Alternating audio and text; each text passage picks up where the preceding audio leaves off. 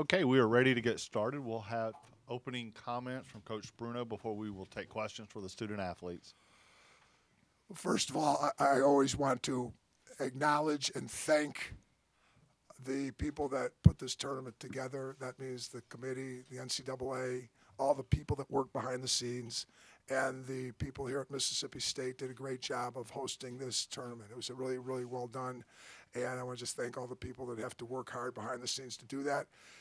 You know, I have it coming from a great athletic department where we have great administrative support. It's a lot of extra work for people to host these things, so I want to thank everybody here in Starkville for all the great job that they did to host this tournament. You know, something happened. My athletic director, and I really will get to the game immediately, but I got to clear something up really, really fast.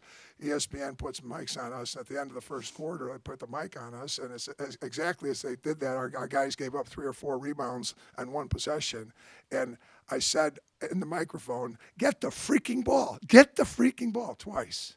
And of course, somebody heard, "Get the freaking ball." My second freak, somebody thought was something else. I never say the other word, all right? Freak is a substitute word for something else and that you guys can all figure out. You're smart enough to know what freaking is a substitute word for. I use freaking all the time. I don't use the other word, and I never said the other word. So to even have to clear it up is pretty interesting, but it's important that I clear it up because I'm not going to go to some kind of NCAA purgatory or hell. I hope it's okay to say that because I didn't say the word that people are thinking I said. If they don't want me to get excited when my team gives up 3 freaking rebounds, then don't put the microphone on me, all right? So that's really what I got to say about that. So at any rate, back to the basketball game. You know, we've talked about how great Mississippi State is to host in the NCAA. We've talked about my microphone faux pas. Now let's talk about the basketball game. And, you know, Mississippi State's a really, really good ball club. They're a 2 seed for a reason. Coach Schaefer really has put together a really, really good basketball team. You know, our team scrapped and clawed. We got in foul trouble early. Jackie Grant was never able to really have a game at all. They're too big for us. You know, they're just they got great size. The seniors that I'm sitting next to, Brooke Schulte, and Jessica January just did a great job of fighting and clawing and scratching, and we were able to keep it close at halftime. One of the consequences of being a quick shooting team, and I know this, my players know this, if you quick shoot and make it, you're going to be in a ball game. If you quick shoot and miss, you must defend and rebound. If you quick shoot, miss, and don't defend and rebound, then you're putting together a recipe for disaster. The third quarter, we shot quick. We had some good shots that we take and make, and we missed them. And then we also simultaneously were not able to defensively stop Mississippi State, and that's where the lead got away from us. So that's basically the ball game in a nutshell. You know, we were able to fight back and claw back and get it down to 10 or 11 or something, but basically that's where the game went. And it went at the beginning of the first and the second half, the third quarter. That's also, I always want to make sure that people recognize when you say you got good shots and missed, you know, I really believe that you have to give the defensive side of the ball credit for the misses. You know, you could always, coaches love to say they got good shots and just missed them, but there's another team out there wearing maroon today, or they're wearing white, but they're white and maroon team out there today that helped make us miss some of those shots. So that credit has to go to our opponent. You know, the defense that this team plays, you know, really made it very difficult for us to get any real consistent offensive rhythm, and that hurt us as well. But once you're chasing, we weren't actually looking for rhythm. We were looking for places to find quick shots to play catch up. So that, in a nutshell, is really the ball game.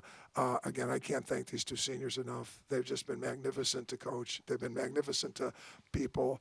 You know, we're going to miss them on the team. I trust that we're never going to miss them as members of our program. I trust that they're going to be members of our program forever, but it's going to be tough to lose them from our basketball team. Just 2 really, really special seniors. We wouldn't be here today without them. Questions for the student athletes? Brooke, in 1-point game at halftime, just in your opinion, what happened to start the second half? Mississippi State came out of the locker room ready to play, and we had a little bit of a lapse and not getting stops. And like Coach said, we shoot quick, and a couple of them didn't fall, so it didn't go in our favor with our offense, and we kind of dug ourselves a hole. But I think we did a really nice job of keeping fighting and never giving up mentality, and I'm really proud of my team.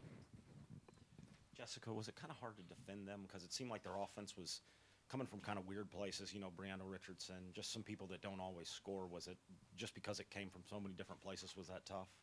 Yeah, I mean, like Coach said, they're a really good team, and Jackie getting in foul trouble, and she's our tallest person, and not being able to get in a rhythm defensively, it was already hard enough to defend their size. But I think, you know, the first half we did a really good job, and then like Brooke said, we had a lapse in the beginning of the second half, and that dug ourselves a hole. In the second quarter, you guys were able to kind of fast break on them several times in a row. Was it just not there in the second half? Did State adjust? I mean, what did you think kind of in that second half? Yeah, they adjusted, and, you know, as the game gets on, we were trying to find a flow and just trying to set up some sort of half-court offense. And I think, you know, you have so many things to think about try to get going offensively. So.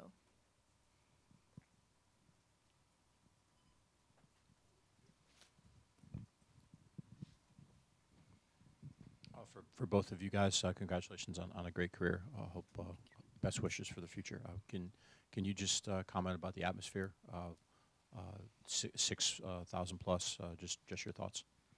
I thought it was phenomenal. I think I said this earlier. Even though they're not fans, all the fans are not there cheering for us. It's so fun to play in that sort of environment, and I think they did a really good job getting fans there to watch women's basketball.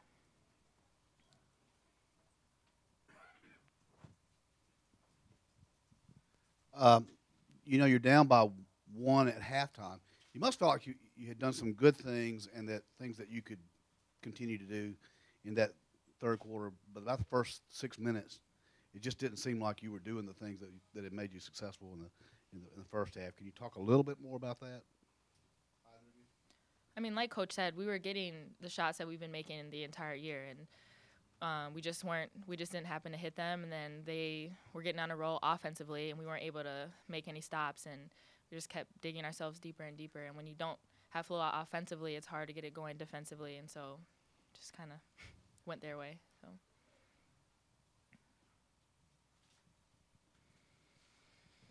Any more questions? Okay, ladies, thank you. Congrats on a great year. Thank you, Brooke. Thank you, Jessica.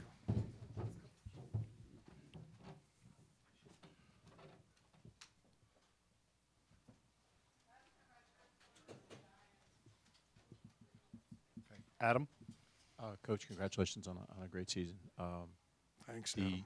The centers combined for 20 and 18. I know the size advantage and Jackie getting into foul trouble hurt, but how did you want to try to negate that size advantage, and how did you see them use that to their advantage?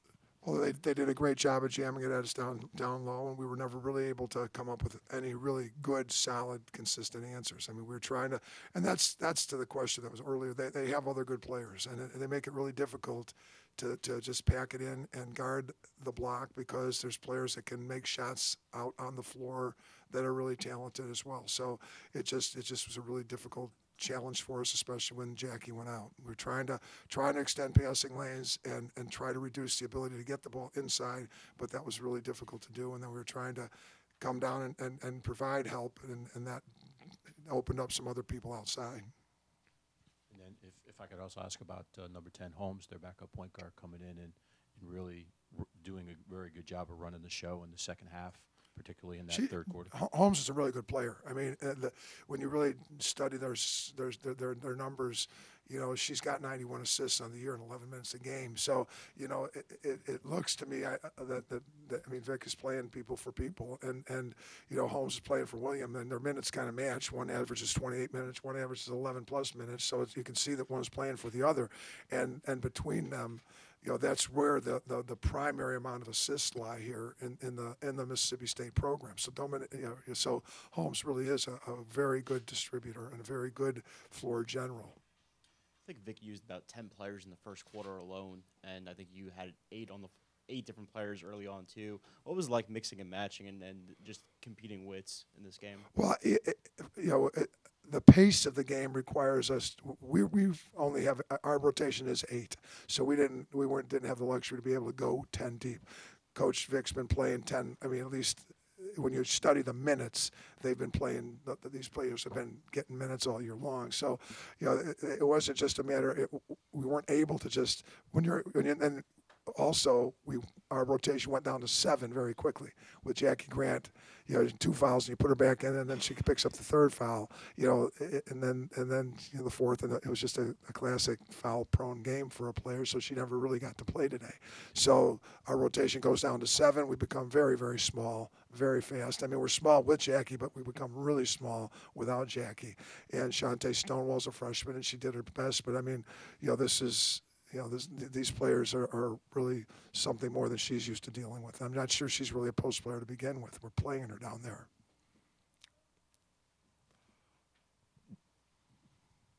Seeing the different lineups that they've used the last 2 games and all the research that you guys did on them studying for this weekend, how do you think that they fare as a chance to get to Dallas for the Final Four? No, I think, again, it's hard enough to coach your own team. And so it's really difficult to coach another coach's team. So whatever's going on that's requiring coach to do what he's got to do, I really don't try to get into the why he's got to do what he's got to do. I just try to, figure out what they're doing and how they're going to come at you. And so I just think they've got a lot of weapons, and I think it's really important that I mean, again, Adam, your question is about how do I think they're going to fare. I think it's helping them to be more multidimensional, if you will, as they move forward here. Coach, you played Baylor this year, and Mississippi State could wind up playing them in the regionals. Kelsey Plum, one in a row, Kelsey Plum. All right, go ahead. Did they win it? They haven't won yet, so I shouldn't say Kelsey Plum, all right? That could possibly conceivably happen, which is within the realm of possibility. How comparable do you think they are? They're very similar, in that both teams' makeups are the same. I mean, Baylor's got the big hit players inside, multiple big players inside. It's going to be a good matchup, and yet I don't know if Alexis Jones is back yet. So I don't know what that fact. Alexis Jones is very, very important to Baylor. So it's hard for me to totally give you a yes and no answer here as to. I think what you want to hear is Mississippi State can go toe to toe. They can beat Baylor. I know they're gonna be able to go toe to toe with Baylor. They're going to give Baylor a great fight, but it's going to be a tough ball game. I'm not saying Baylor's better. I'm not saying Mississippi State's better. They're both really, really good ball clubs. Probably the difference, and this is as accurate as I can be, Kalani Brown is as good as McCowan played, as good as your big guys played today, all right? Brown is really, really pretty special inside. And then they come at it, they've got a second and a third one that are really, really special inside. And then you got Nina Davis floating around as a 2 or 3 year All-American who's not even having the greatest year, and yet, so that gives them kind of like 4 players that they can go at you with inside.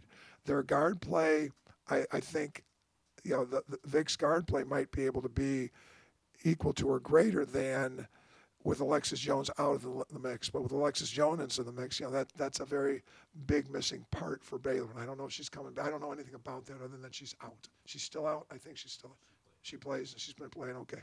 So it conceivably could be a great matchup. It really could be.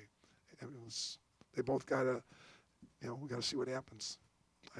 I shouldn't have said Kelsey Plum because Washington hasn't won yet. Coach, you touched on it in your opening about the atmosphere here.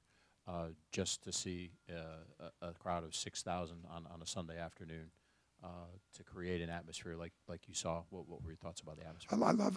I love watching the game of women's basketball grow, inch by inch, foot by foot, yard by yard. I just love seeing it grow.